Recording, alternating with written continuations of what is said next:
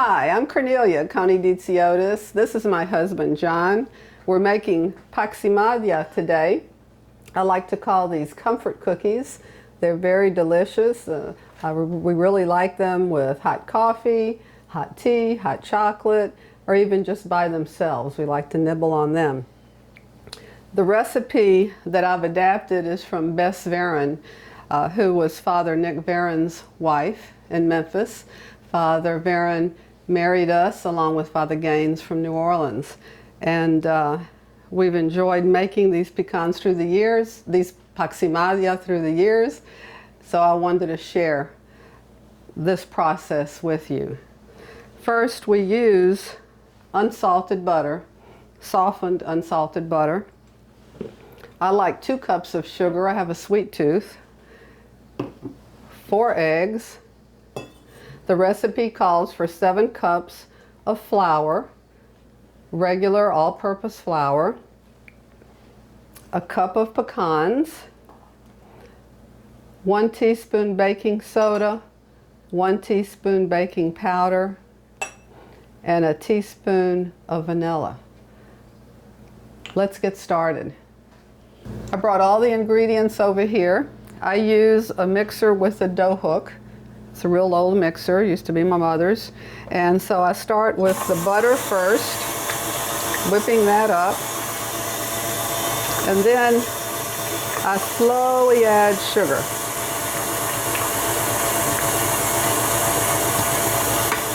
Get that all absorbed in there. And it's important to scrape often so the sugar doesn't land on the bottom and on the sides. You want to make sure it gets nice and absorbed.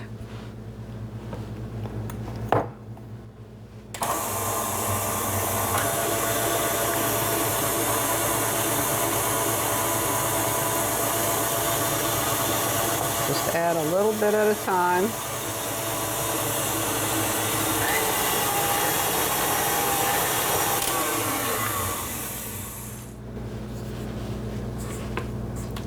You can see I'm not the neatest person in the world here, but it gets done here. Let's see.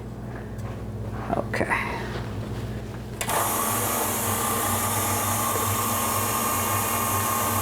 And the butter and sugar is getting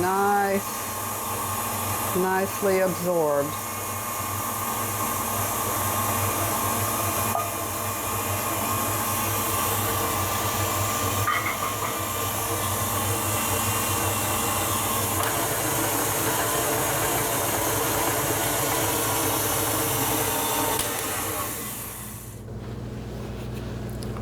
I'm going to put this down for a second. Okay, I'm just making sure everything is all mixed in and not settled at the bottom. So the next thing I'm going to do is add the 4 eggs, and they're room temperature.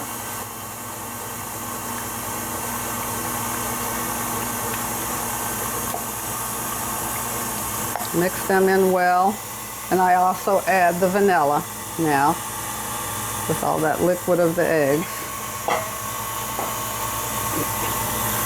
And once again, we have to make sure everything's getting mixed in well.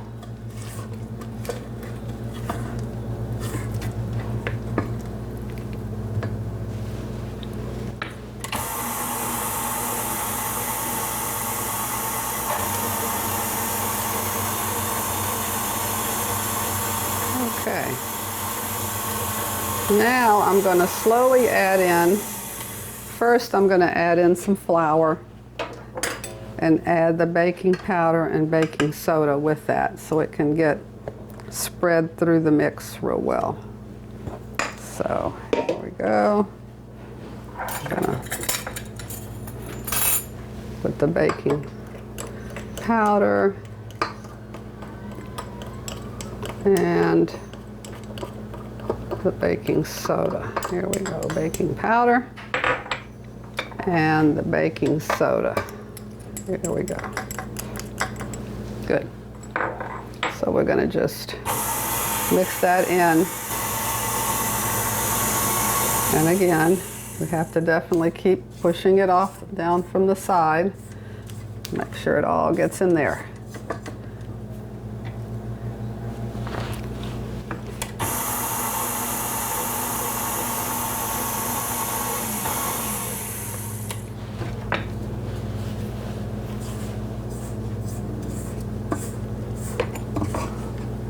There we go.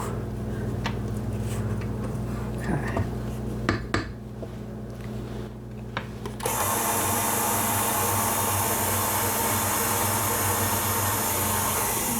Now I'm going to add some more flour.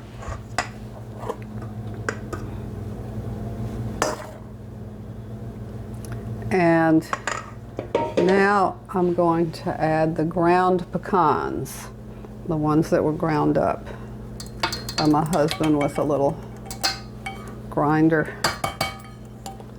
Okay.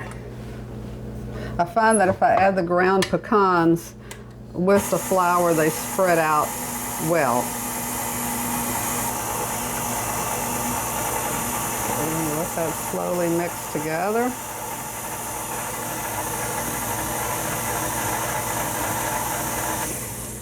I will add some more flour, and that's going to be the process, is adding more and more flour.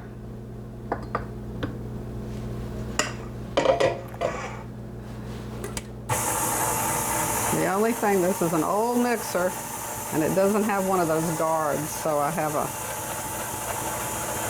little apron that I put to keep it from getting everywhere after a while.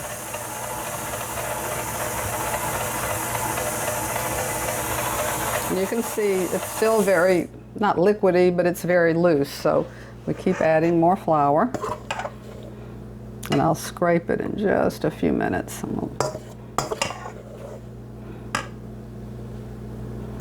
And I will use my little apron to cover it up for a minute. Okay.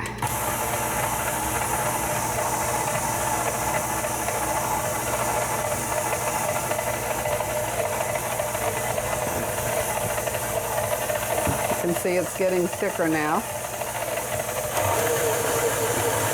Whoop. Okay. I'm gonna scrape the sides. Yep, much thicker now. Sides and the bottom, as much as possible. Okay.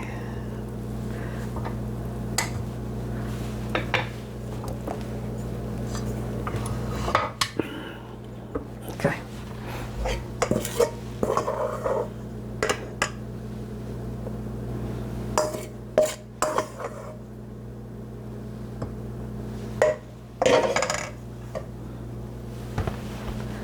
We are getting there.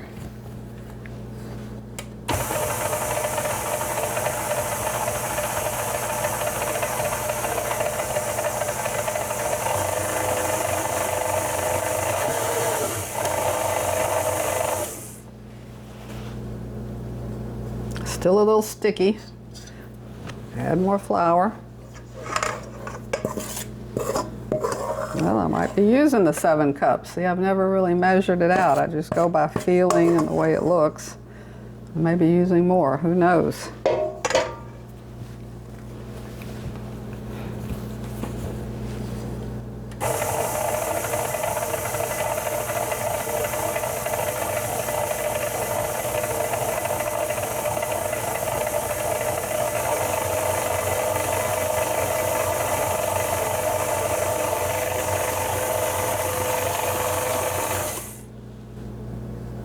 It's almost there. So I guess Presvytera BESS, she had it right.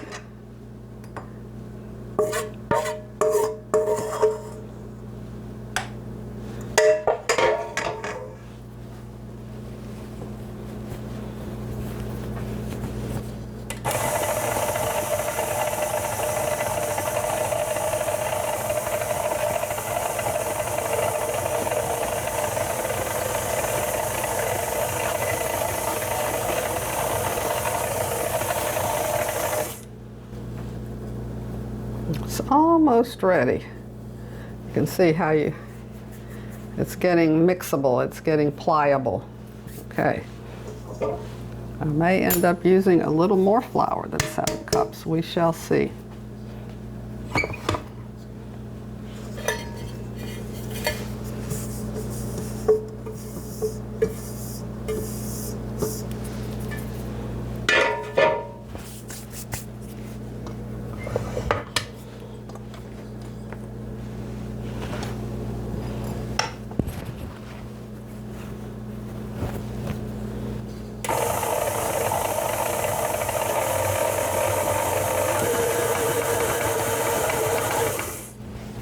Let's see here.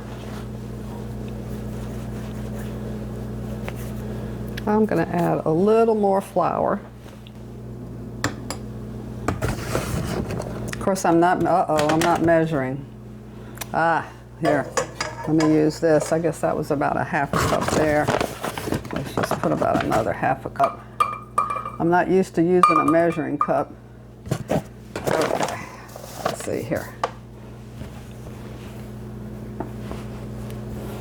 So we've used 7 cups and now we're going to 8.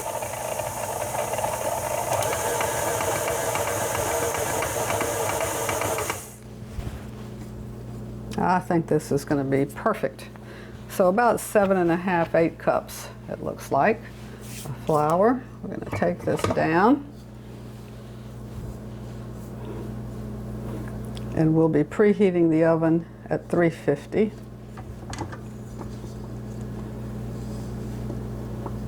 There we go. Nice. Put this here. Take this with me. I've just now taken the batter, moved back to the table, and I like to try to mix it by hand too because there's still always some at the bottom. And what I do is take some out.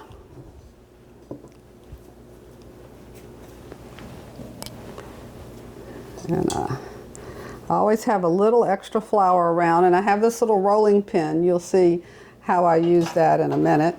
I'll put a little bit of flour out here on the table just to kind of use it as I need it. And I like to make it to where I can roll it out.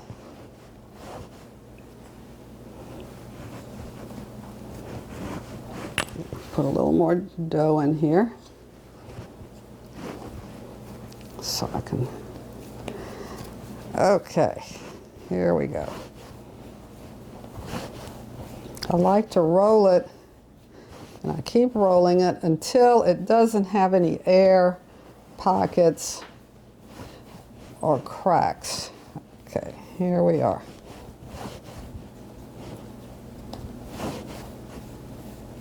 So I'm going to put that here. And then I'm going to take another roll. Do the same thing. All right, so I'm going to add a little more flour here. Just let it get to where it's nice and pliable. There we go. And again, taking out any cracks, squeezing it. There we go. That's nice. And again, it depends how large you want to make these. Usually they're going to rise and spread out a little bit. So let's see, do it this way. Okay, now I'm going to try to straighten them out a little bit, and I'll pat them down. They will get bigger.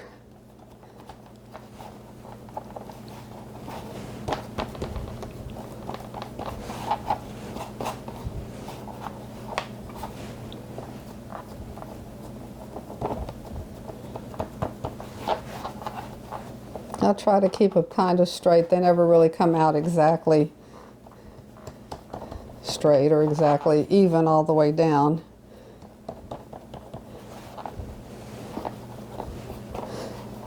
Okay. Then I like to take this and just kind of roll it to smooth them out.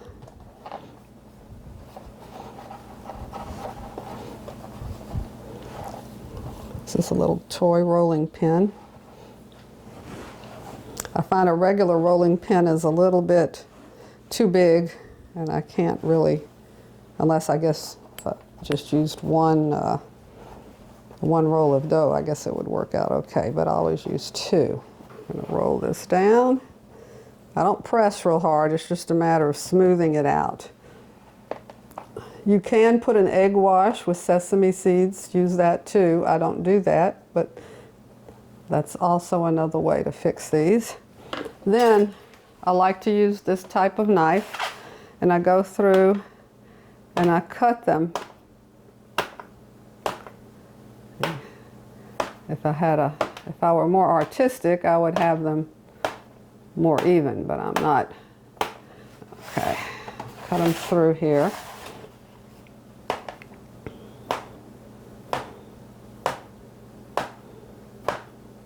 These are going to probably be a little bit larger than the other one.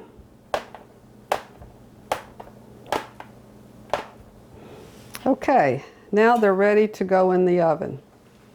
This is a little toy rolling pin I use. I've used it for years. It came from my friend Barbara Loeb's preschool, and I've had it for many years. I find it better than the big rolling pin. Today, I've preheated the oven to 350 degrees.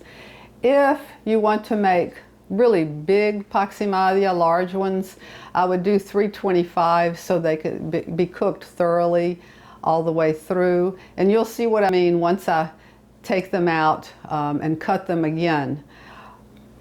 We'll check them every 10 to 15 minutes. Turn the tray around, and then we'll cut through them and then turn them on the side and brown them. So you'll see that too in a few minutes. Okay, now we're ready to put them in the oven. We're going to turn them every 10 to 15 minutes. I preheated the oven at 350 degrees. If you make really large paximadia, you may want to go 325 to make sure that they're cooked all the way through. And you'll see what I mean as I go. So we'll check them every 10 to 15 minutes. It'll take from 30 to 45 minutes for them to get done, and then I'll turn them on their sides. Okay? All righty. Here we go. Now I want to share a couple of more things with you while the paximadia are baking, and there are a couple of more steps that I'm going to show you by the oven in a little while. But I don't always cook all of the dough.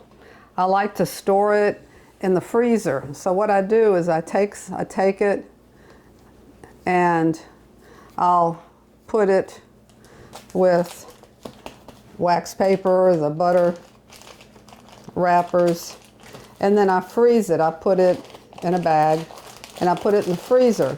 And then when I want more paximadia, I just defrost it, and it just works out so well because it is a lot of, excuse me, it is a lot of batter here, and it's important, again, to mix it as you go because I still find a little more flour at the bottom. So I thought you would like to know that about storing it, because it gets kind of long when you make the whole recipe to bake it all. So now I'm going to go ahead and store the rest of this, and I use the butter wrappers. I happen to have a couple left over because I made some other cookies yesterday. I'm going to scrape this real good. Don't want to waste anything. There we go.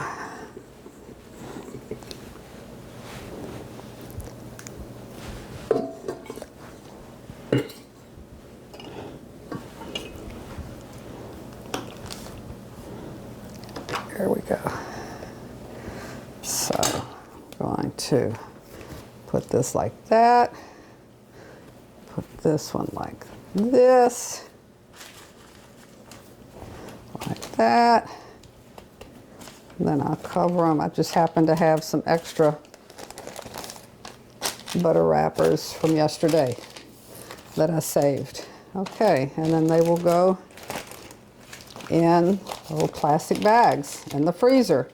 And when I need them, sometimes if I'm really in a pinch for time, I'll run them through the microwave for maybe 20 seconds and then kind of cut them and work with them till they're pliable again. room temperature. So that's what I do.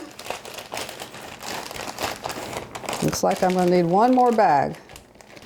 Okay, sometimes I take these out the night before, even a day or two before, and put them in the refrigerator, and then take them out of the refrigerator to actually get room temperature to where I can work with them. It's been 10 minutes now, so I'm going to check the paximadia and turn the pan around. They're looking good. See how they've spread out a little bit and they've risen. I'll turn it around, and I'm going to set it for another 10 minutes. Okay, 10 more minutes have passed, so I'm going to take it out and turn it around. You can see it's getting brown, and I'm going to let it brown for about another 6 minutes just to double check it, and don't want to get too brown. Okay. All right, 10 more minutes passed. No, not 10, excuse me. It was about, what, 6 did I say? Something like that. And they're getting nice and brown. I think maybe a little bit more. 3 or 4 more minutes. Okay, time to take them out.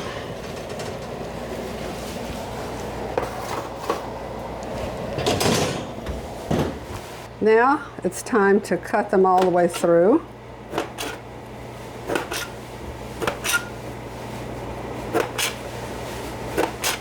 Just follow the little the first cuts that I did.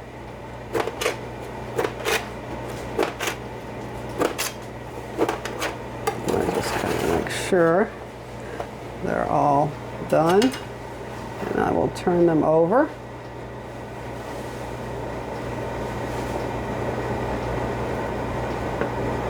So that they will brown on the side as well.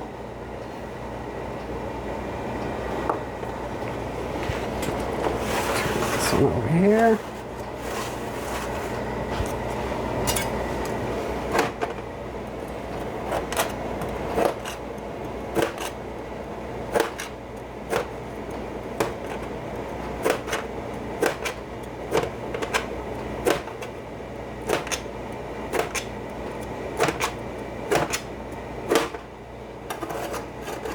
I always want to make sure they're not stuck. And then I'll turn these over.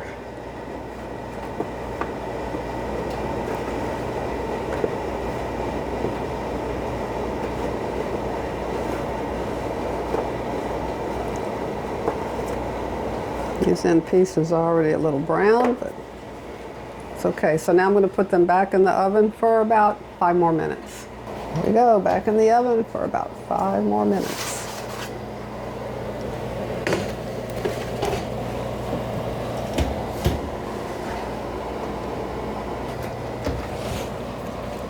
Okay, look how nice and brown and toasty they've gotten. They look delicious. Now I'm going to move them to the cookie cooler rack. So now they're ready to cool.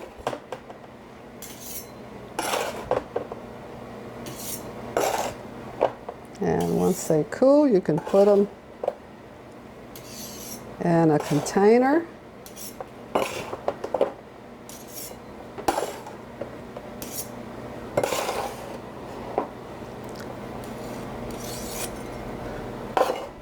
It's up to you how brown you like them. Some people like them less brown, some people like them very brown.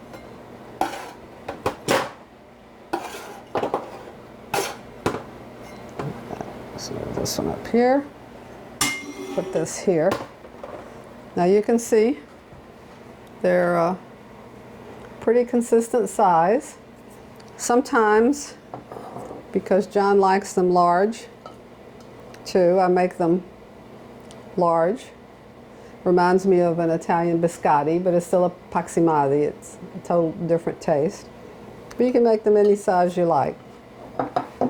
And that's how we make paximadia. Some people tell me they really have a lot of trouble with them cracking on the top.